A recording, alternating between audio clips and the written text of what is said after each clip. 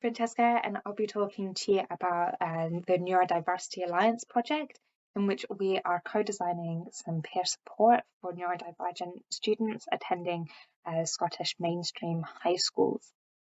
And where this project kind of came from is colleague Catherine Crompton led on some research where they interviewed autistic school leavers, and a lot of these participants said that they would have quite liked some peer support at high school, but that also they would have wanted this peer support to be open to all neurodivergent students, not just diagnosis specific. So where you would have anyone that identifies as neurodivergent supporting someone else who identifies as neurodivergent. So we set about to try and create this, and so we recruited for two different co-design groups. So the first one is an adult group where we had 9 individuals from a variety of different backgrounds.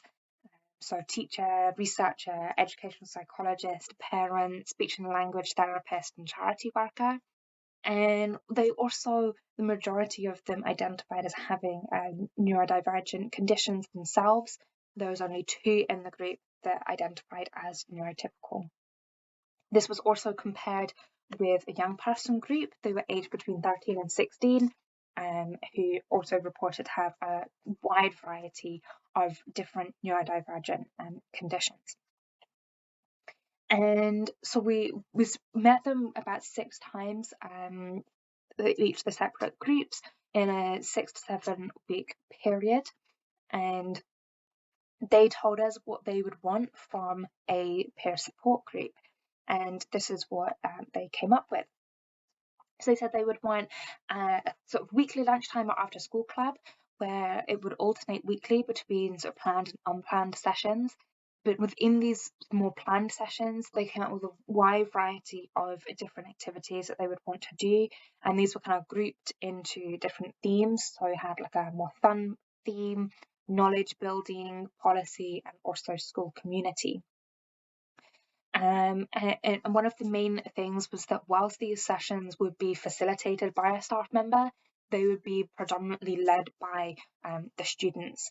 So they would have a say in whether they think their school is ready to have a group like this, deciding what activities to do, and also organising and leading those activities. So what's next? We're about to launch a trial of that across 3 different schools and evaluate it both with some quantitative questionnaires at 3 different time points, and also with a control group, and also do some interviews with the students and the teachers at the end of that 6-month trial. Thank you so much for listening.